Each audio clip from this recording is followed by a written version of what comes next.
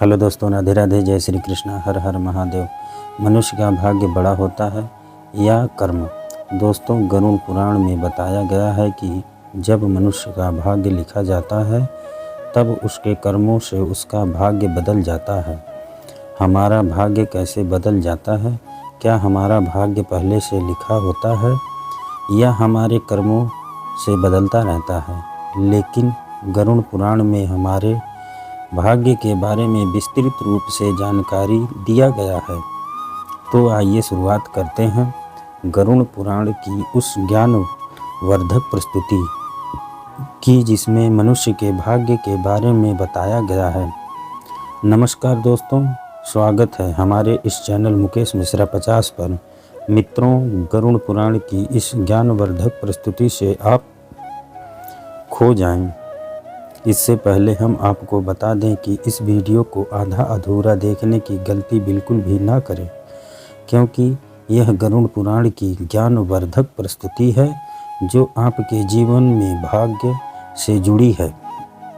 गरुड़ पुराण का इस रहस्य ज्ञान को जानने के बाद आपके जीवन से जुड़ी समस्त पाप, लोभ, क्रोध, मोह खत्म हो जाएगा। मित्रों, भगवान श्री कृष्ण कहते हैं, कभी भी किसी व्यक्ति को गरुड़ पुराण की बातों को आधा अधूरा नहीं सुनना चाहिए। और हाँ दोस्तों, कमेंट में जय श्री कृष्ण लिखकर ईश्वर को अपना आभार व्यक्त जरूर कीजिए। इससे आपके जीवन में सुख समृद्धि आएगी। आइए दोस्तों, जानते हैं गरुड़ पुराण में श्री कृष्ण ने बताया है कि मनुष्य का भाग्य बड़ा या कर्म। आइए कथा के माध्यम से जानते हैं। गांव हरिपुर में एक किसान रामलाल अपनी पत्नी सुमित्रा और 2 बच्चों के साथ रहता था। रामलाल अत्यंत परिश्रमी था, किंतु उसके जीवन में संघर्ष और अभाव बना रहता था। वह दिन रात खेत में मेहनत करता, लेकिन परिणाम हमेशा अपेक्षा से कम ही होता। इस कारण रामलाल अक्सर सोचता, क्या मेरी मेहनत व्यर्थ है या मेरे भाग्य में ही कुछ कमी है। दूसरी ओर रामलाल का मित्र श्यामलाल, जो कि उतना परिश्रमी नहीं था, अपनी किस्मत पर ज़्यादा भरोसा करता था। वह कहता था, रामलाल, तुम्हारी मेहनत बेकार है। जो भाग्य में लिखा है वही मिलेगा।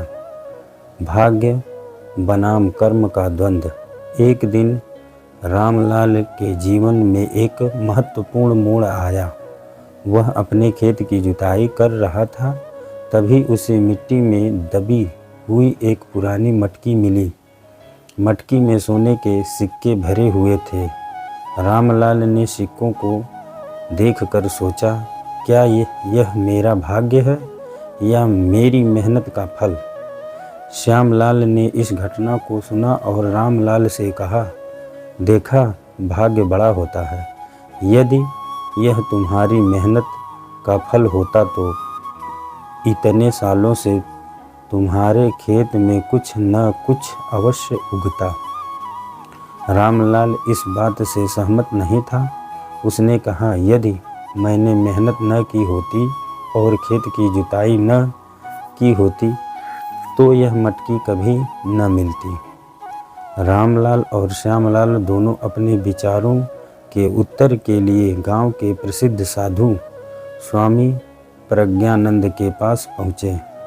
स्वामी जी ने इनकी बातों को ध्यान से सुना और कहा, भाग्य और कर्म दोनों का महत्व है, लेकिन समझने की बात यह है कि भाग्य का निर्माण भी कर्म से होता है।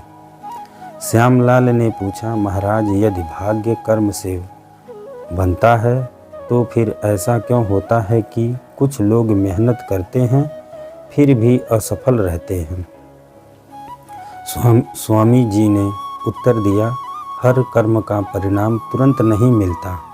कुछ कर्मों का फल समय लेता है और कुछ का फल पिछले जन्मों के कर्मों पर निर्भर करता है। भाग्य वास्तव में हमारे पूर्व जन्म के कर्मों का ही प्रतिबिंब है, लेकिन इसका यह मतलब नहीं है कि हम नए कर्म करना बंद कर दें।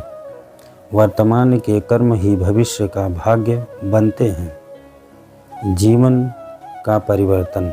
रामलाल ने स्वामी जी की बात को हृदय से स्वीकारा। उसने न केवल अपनी मेहनत जारी रखी बल्कि दूसरों की मदद करना भी शुरू किया। उसने सोने के सिक्कों से गांव में एक विद्यालय बनवाया ताकि गांव के बच्चों को शिक्षा मिल सके। श्यामलाल ने भी यह देखकर अपनी सोच में बदलाव किया। उसने समझा कि केवल भाग्य पर निर्भर रहने से जीवन नहीं चलता। उसने भी अपने जीवन में परिश्रम करना शुरू किया। कुछ वर्षों बाद रामलाल और श्यामलाल दोनों सफल और सुख जीवन जीने लगे। उन्होंने सीखा कि कर्म और भाग्य एक दूसरे के पूरक हैं। यदि कोई व्यक्ति मेहनत करता है और साथ ही अपने भाग्य पर विश्वास रखता है तो वह अपने जीवन को बेहतर बना सकता है। इस प्रकार यह कहानी हमें सिखाती है कि कर्म बड़ा होता है क्योंकि वह भाग्य का निर्माता है, लेकिन भाग्य का महत्व भी नकारा नहीं जा सकता। दोनों का संतुलन जीवन को सफल और समर्थ बनाता है। और हाँ दोस्तों, वीडियो अच्छा लगे तो इस वीडियो को लाइक करके कमेंट में जय श्री कृष्णा ज़रूर लिखिए और हमारे इस चैनल मुकेश मिश्रा 50 को अवश्य सब्सक्राइब करें ताकि हर एक नई वीडियो आप तक तुरंत पहुँचे। धन्यवाद। हर हर महादेव। ओम नमः शिवाय। राधे राधे।